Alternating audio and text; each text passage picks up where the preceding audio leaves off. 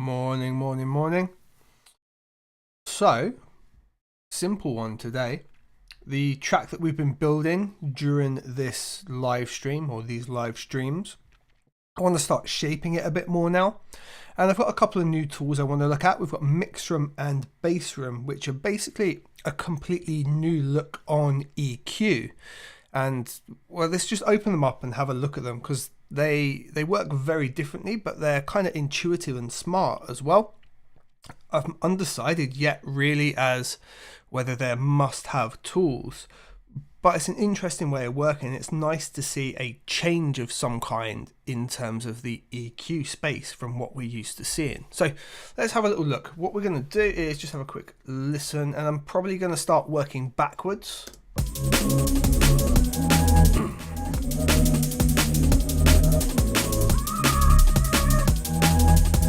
Hopefully now when there's music and I talk, it dips down. We fixed them things.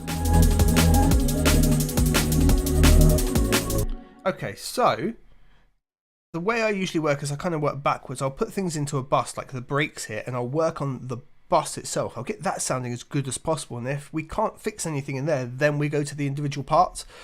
Just the way I work, it works for me. So I can take the brakes bus just here, and it's got an EQ on it right here at this moment where it's potentially taking the high off. No, okay, so what it shows that it is right there, but it actually isn't at the minute. That's good. It's automated at some points in there. And then we've got Neutron on here. Neutron's doing some work. We've got a little buff up here in the kick, just taming some frequencies there we didn't like, and a little bit of compression that's just catching that kick transient really. So let's have a look at Mixroom, and I'm going to put it directly on this brake bus. I've not spent too long with this, I've barely got to grips with it, but instead of our normal like left to right EQ, like if we bring a Neutron up next to it and jump to the EQ, you know, we've got low frequency down here, high frequency up here, and we move bands up and down. Instead on this is represented kind of like how you see and feel audio. Low ends at the bottom, high ends at the top, and you push it forward or bring it back. And it's an interesting concept. But I like the smart features. So what I've done here is I've taken a break from one of my other tracks that's mixed down really, really well. Which is Like a Fool, to the point that the mastering engineer was like, this is superbly mixed, the separation's fantastic. When other people tell you that, you know you've done well. So what we can do here, this little guy at the bottom, let's just drop a target, and it says drop files, click to search. I've made 3 files, and they're different split outs from that track. I've got the break, the reese, and the synths, and they're all isolated in their own different kind of spaces in the mix. So if I take the break now, open it, it's going to load the break in there for me, and I can just loop around that section, just ignoring that end bit there because that would affect the overall like profile that's going to build. And it will give a target based on that break. Now, there's all the same elements in this break, so it should give a relatively good balance. So when I do create target, now does some voodoo for a second or two, and nothing's really happened. Now we feed it some audio going in, so feed it our break essentially. And what we'll do this little chunk here, so it does do a switch, and then based on that profile and what we put into it, it will make an EQ adjustment, hopefully. You can see the red here, and there we go. So it's telling us we're probably going to dip the highs a little bit, have a little boost around here, and that the lows are maybe a bit too much. Now what we can do is just click add smart band, and it does it all in one go for us. It does a pretty solid job.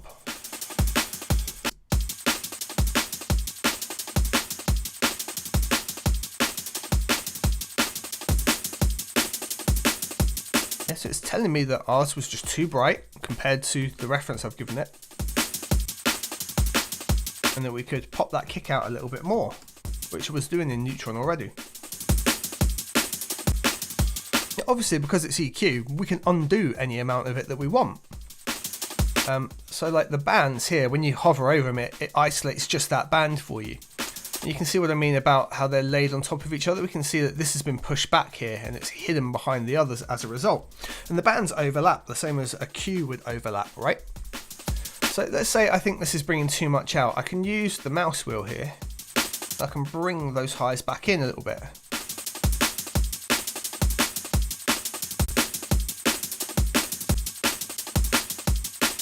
Or I can push it back a bit more in the mix. I could narrow the band over which it's happening.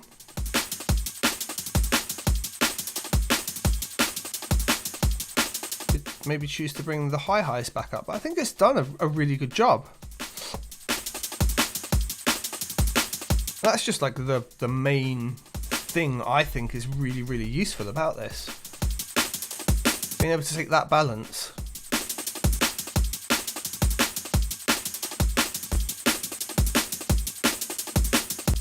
Now what this does lack is down here, this stops at about 300 Hertz, right?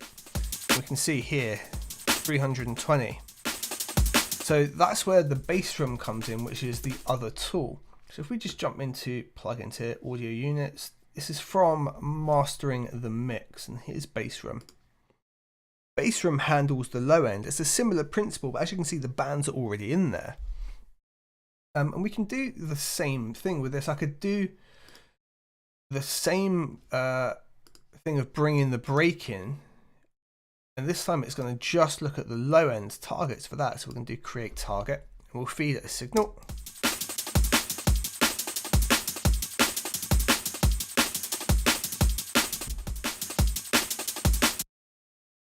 You can see this changes a little bit in terms of the way it operates. But we can adjust just about everything in it the same as we would. It gives us ideas of where to bring things up.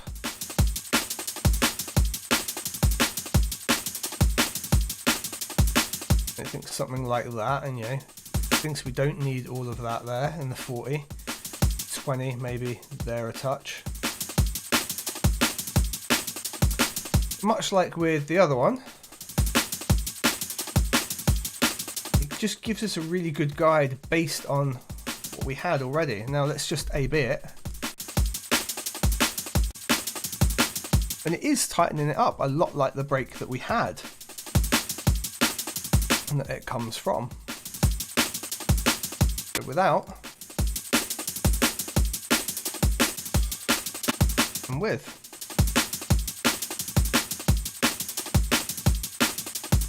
It's a very clever tool. There's a really nice thing as well, this output gain here, it lets us know that we've added some extra gain and that we might need to pull it down if we're A/Bing. Or we might need to lift it up if we're A/Bing because we've cut a lot. So it's half a dB, so it's barely going to register, but we get loads of that high end back, right? Does the same thing here with the low end. We know that actually it's going up a touch, and we could bring it to here, and that's going to be about the same as it was.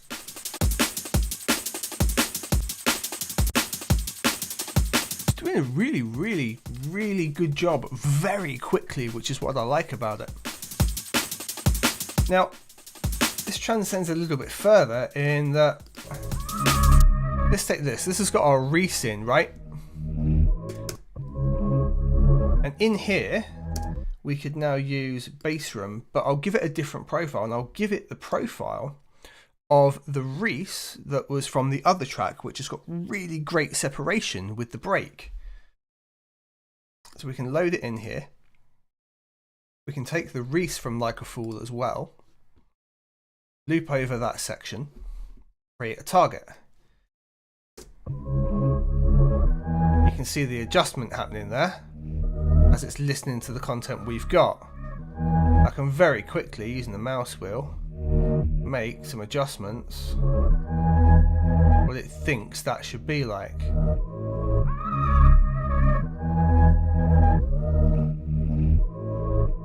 What do we think? Remember, this is only affecting the low end.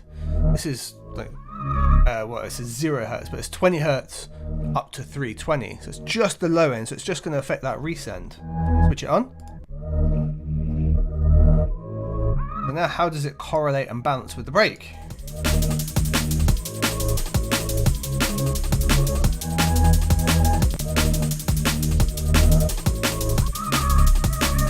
is helping things get out of the way.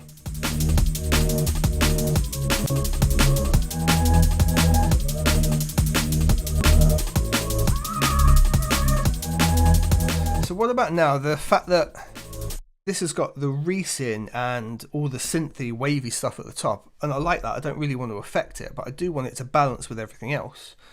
Because they're split out the way they are, we could put Mixroom after it, and we could give this a different target of, say, the synths from Like a Fool as well. Take that, we'll create a target. It needs an input to work on this one, so we'll give it that, and we'll see it make that input.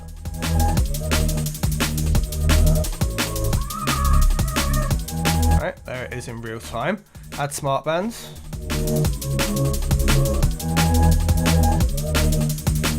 Okay, not done a huge amount. We know that we could double click and put another band in. We could bring that real far forward here if we liked.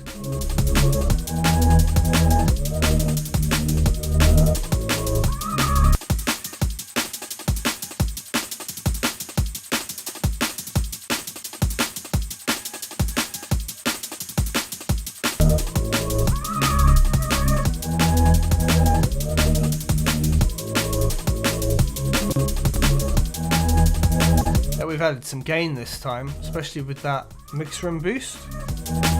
And it shows here what we need to do, where it is, right?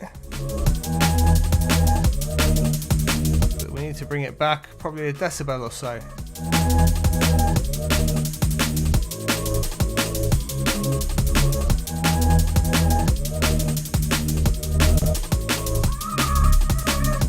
That's doing such a good job in helping everything balance together. I think what I would do on the sample here especially is bring the neutron after it, after these EQs, pump those up, and I'd tighten everything back in with compressor after it, not even necessarily multiband to be honest, a nice slow wavy compressor. So we could put it on like vintage, do something like 4. Attack wise can be super slow, like in the 80s, honestly up in the 200s for the release, and just help it stick back together. A bit of control like that. Super wavy, it's not pulling back, it's just going to help that stick back in where it was. We can take these away. But that's made a massive difference to me. There's all of the boxiness and body is being readjusted. But it's done it based on another track of mine. Now one caveat is I've got a really well mixed track that I can pull the stems and parts out of and make all these profiles. And that works for me in kind of this genre. But if you could literally download a remix project and use stems that way, you could kind of pull that mix and balance from that track using these tools, as long as you've got a track as far along to this stage, which is a really useful and clever idea. I'm liking this a lot so far.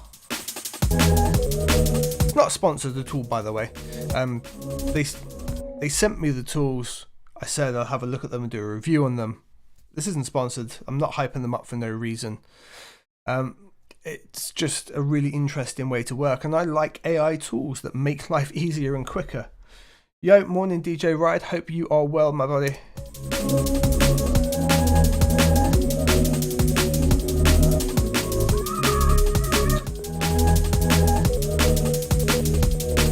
So what else can we split out on this? So in the minute we've applied like that synth sides to the sample. We've looked at the overall breaks. In this section here, we've got some other elements. We've got you, and we don't want to do that. No, we don't want to do that. We want that. And I think Bluebird's drums, isn't it? So we could look at applying it to this section as well, and these sounds, and having those be separated out. Like, simple way to do that. Let's give these firstly a space next to each other. We'll highlight them both and we'll give them their own bus. Let's call those inst. And we'll do the same thing. There's only really high end in here, so we don't need bass room, but we'll use Mixroom. And we'll bring in that synth reference from Like a Fool. And we'll use that as our EQ guide for these two being joined together. And it should help fix any balance between the bass and the break as well. So create targets, we'll see it make its targets. Should be fairly subtle adjustments, I would think. That's a massive, massive lift in the high end. Let's just add the smart band, take it from there. Adding a little bit of gain in, which is fine.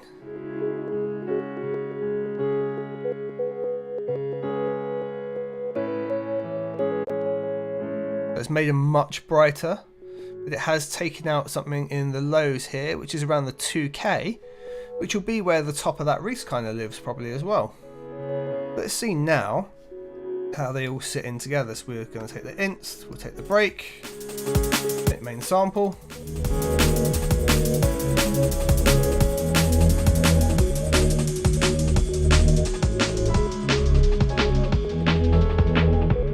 Let's take all these off. What we'll do, we'll disable them. Oh, thanks buddy, I appreciate that. I do my best teaching, what can I say?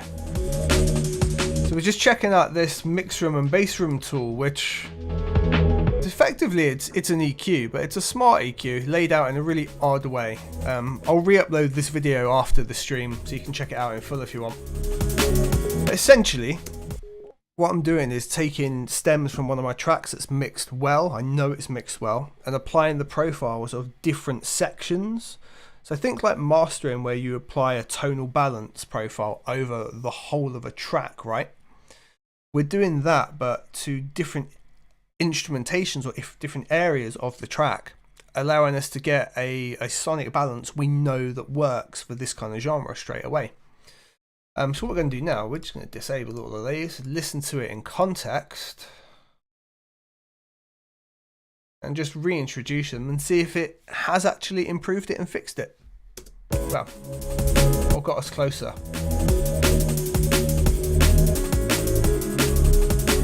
That makes a massive difference to the instruments, right? It really lifts them up.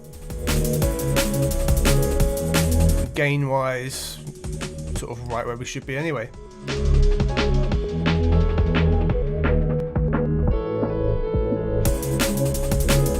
Okay, so this is the high end of the main sample, so the Reese.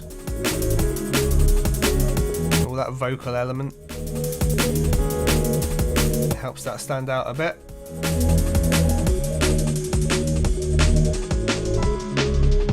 So this is the tops of the break.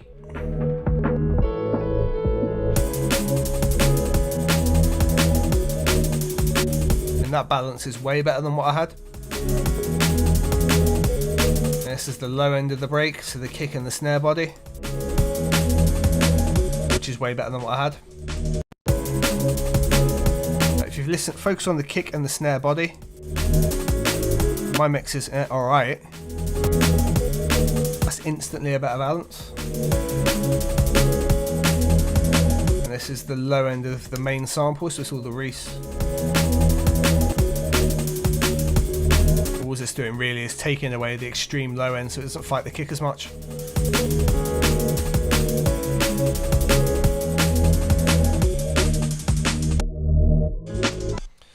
It's done a pretty solid job. What I need to do now really is have a bit of a listen through the track and see what needs adjustment, what stands out, or if we're actually in a pretty good ballpark, because I haven't done that since last week.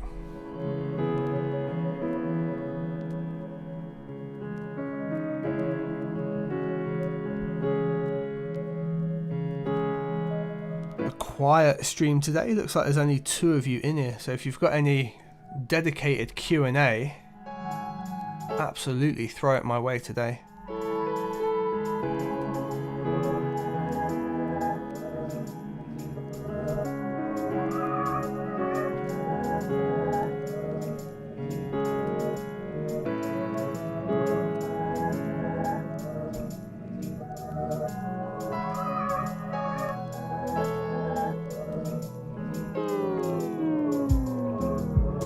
Alright, so right off the bat, hopefully to you it stood out as well that the ride, shaker, kick drums, whatever's going on right here is not ideal, right? A little too loud, pattern wise it doesn't necessarily work that well. What we can do is look at fixing that, but instead of doing it with EQ and compression and whatnot, I mean we've just got this constant ride up in level. I think we can just literally take all of that down a chunk more. Nice that it rides up, but you're probably more like here, realistically.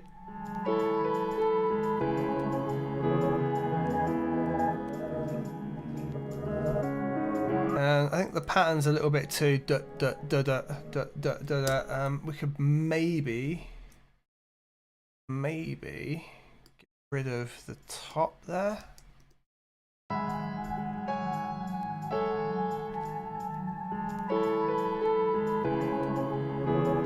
Or even just really rigidly lock it into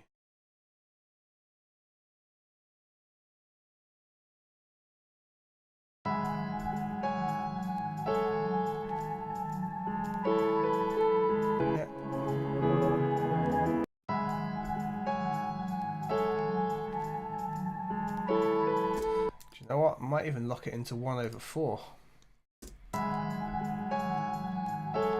And then swing it a little bit there.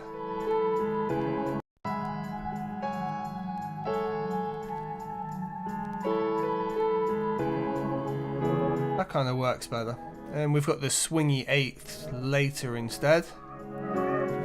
I think for the first half of this, we'll have it slower and then speed up. So we'll end up deleting, realistically, all of that line there.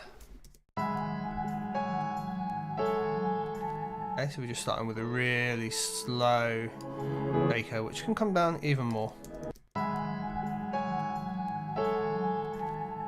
as we move into this bar here. We start to ramp up. That works. How much we swing it's going to be kind of key though.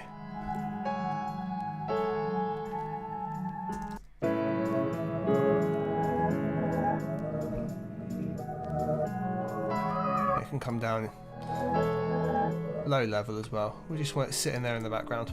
So there you go. There's an there's an improvement. Not necessarily something we need to do mix wise either. You know, if you can do it with the MIDI, the actual instrument, why not? And here's the actual ramp up of the track.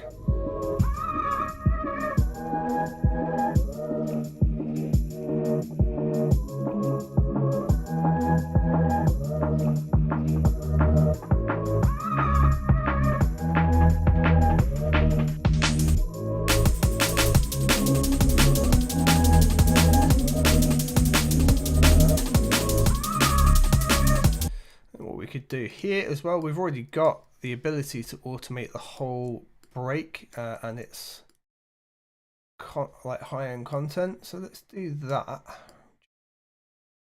Then we can fade those hats in with the break.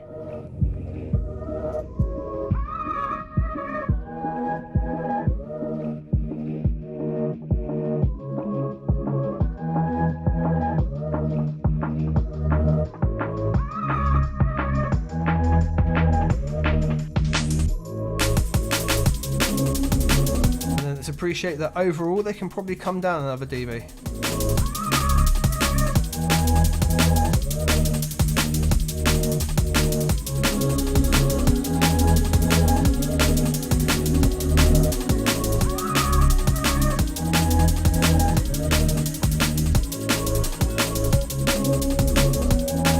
Alright, so we're talking about mix. I know there should be some guitar coming around here. It's this. I can hardly hear it. It's only dropped down by 1 dB. Yeah, we'll have a look at the drum shuffles in just a sec. So what I'd be inclined to do is pop the compressor on here. I like the Studio FET a lot in Logic. So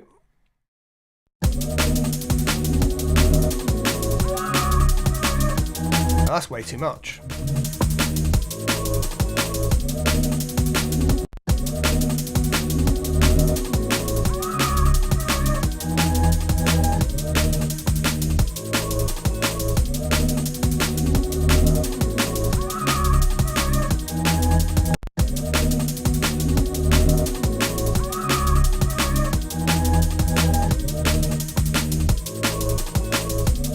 Cool, that's helping that stand out a bit.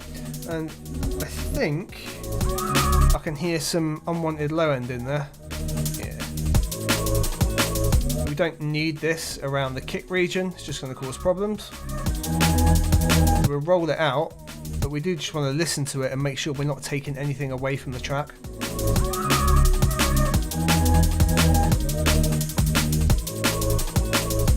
That's fine by me.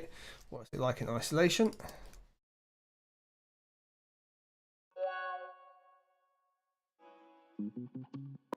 Yeah, that's fine.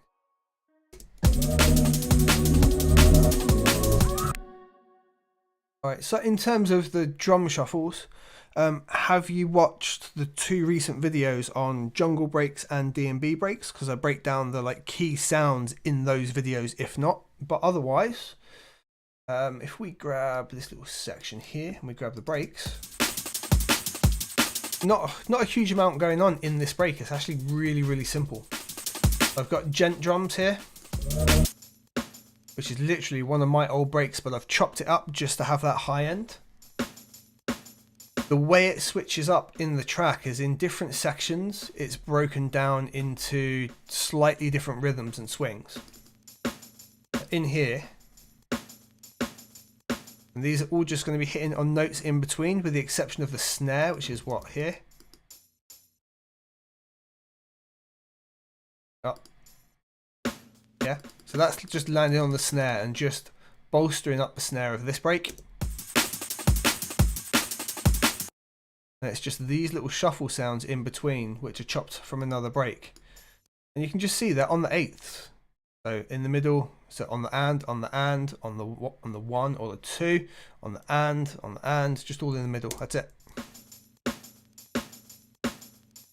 Yeah, so if you haven't watched those 2 videos, it's how to do DnB breaks and how to do jungle breaks.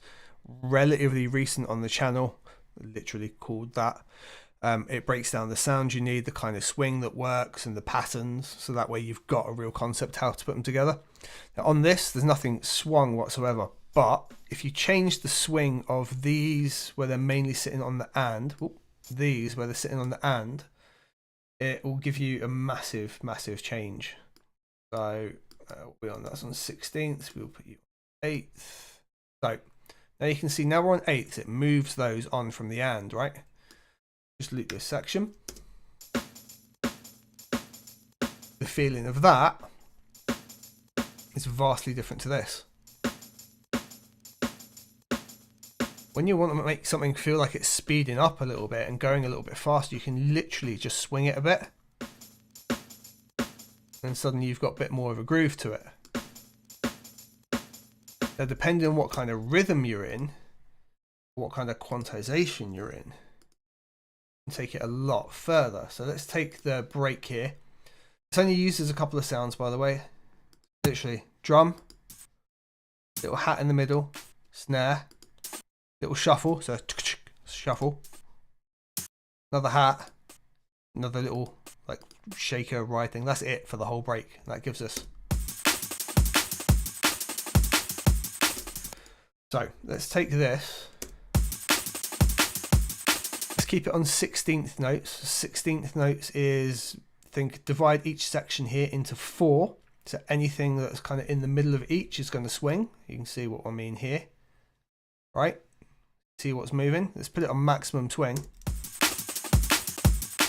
Just a mess, right? Let's switch the quantization over to 8ths. So now it's 1 and 2 and. Now we've lost our shuffle. Where we put our little shuffle in, that's now had to move. But what we can do is then swing that right up. And we'll get a completely different break vibe. Ready? Which you've heard in I don't know, Neuro DnB all the time uses that on the 1/8.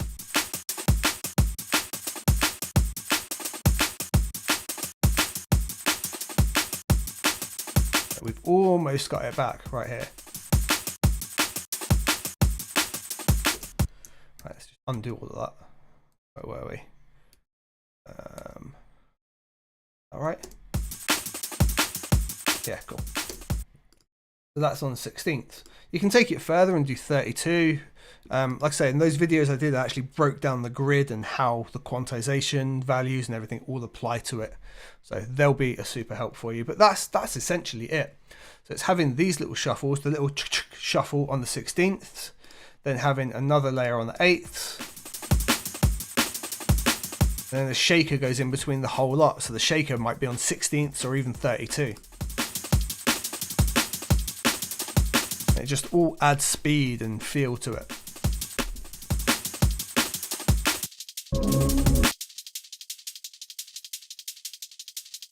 Yeah.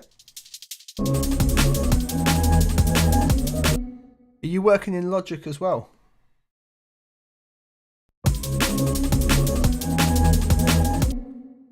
Oh, as well. I like to switch up top end when you want to have like a significant change. So if I go over to here, then got a ride as well.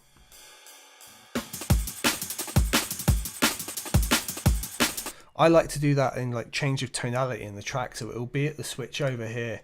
We then take the shakers away, we put a ride in there instead, and it's just, I don't know, like sonic ear candy. It's still the same rhythm, but it's a different sound sat in the same space as the shaker was.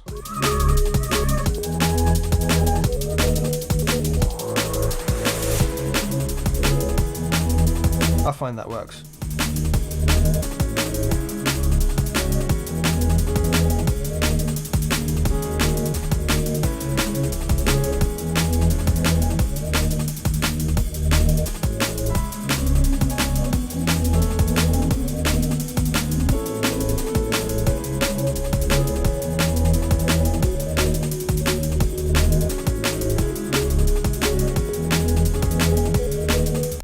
Okay, so if you're using Cubase, you can't do exactly what I was going to show you, but you've got a version of it. I haven't used Cubase for years. I used to use Cubase SX. One of the first things that I was learning in that and Reason 2 or 3. So things like shakers here, right? Grab the shaker. I don't know how you do it in Cubase nowadays, but I can take the shaker as well. Instead of having to chop it up, I can kind of turn it into MIDI by using the flex tracks. I could put it on slicing, turn flex on here. Now I've got all those individual slices. Let's just take one. And I can do the same like quantization tricks now that it's done with the quantize values up here in what's called the inspector in Logic. Press I to bring it up. I just leave it up all the time. Quantize says off. I could change the quantize here to 1/8, and you see it will now snap those bang onto the grid. And I can give it like a quantize swing as well. That way I can swing audio in exactly the same way as you've got your MIDI, so everything matches together and swings together. Just super useful, and obviously very quick, as you just saw there. There is a way to do it in Cubase. I honestly just don't know it off by hand. I've not used Cubase for a long time. Right. What was I doing? Yeah, I was listening to this section just here, and I'm feeling, even though we've improved the overall synth sound, they're all a bit loud, the instrument section, so I just think I can just probably take this down a little bit, just that. So level for you will be exactly the same, but for me it's now dead quiet.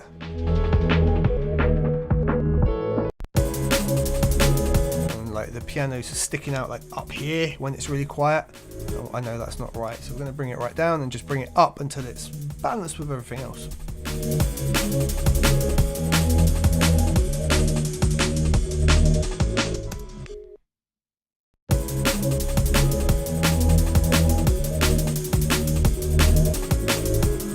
And for me that's about there, taking about 4 dB away. A nicer balance.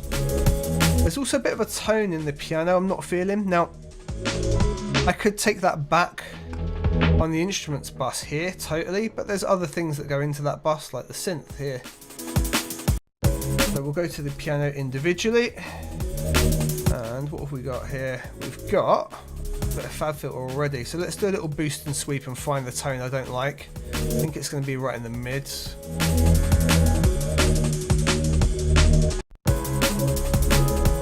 That there, isn't it? There's a resonance there. Only in some though.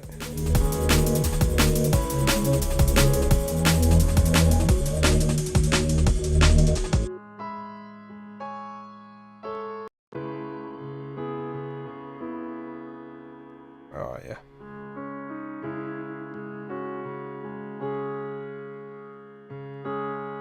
There it is.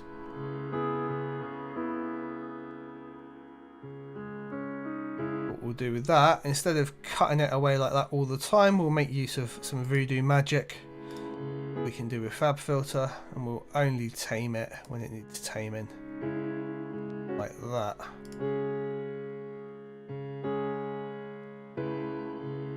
When it becomes too much, it should grab it.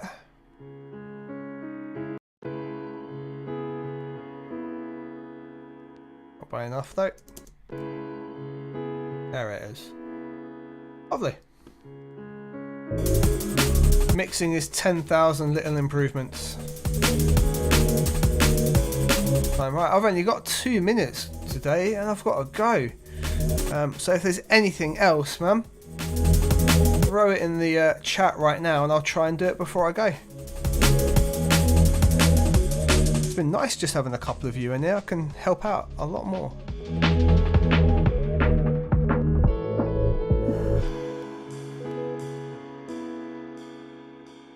That's what I like. See, it's not all about the door, it's about knowing where the tools are.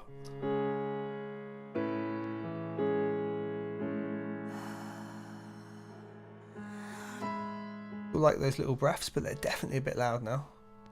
I'm down a lot already. This, take the dry.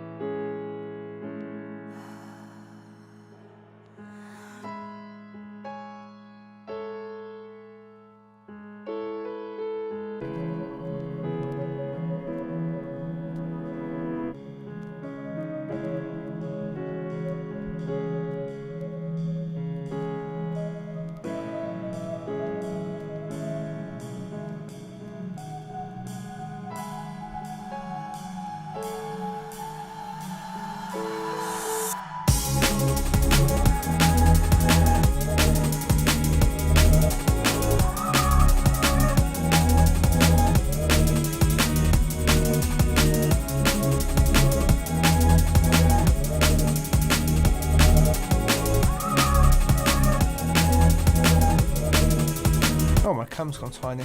Oh well. I'm pretty happy with how that's going, to be honest. I think what we'll do next week, we'll focus on those strings and really getting those strings to sound good. They're sample based, so it's just going to be mixed down wise and getting them rebalanced. And then I think we're pretty much there. It's just a couple of adjusting ideas and whatnot. And yeah, I think we're pretty much there, and we can start working on something else. Thank you very much, DJ Ride. It's been great having you in just on the chat today. I like it when we've just got a couple of people in and we can answer questions and do bits. But I now need to break away. Hopefully, I will see you again next week. Take care, everyone who's watching. See you then.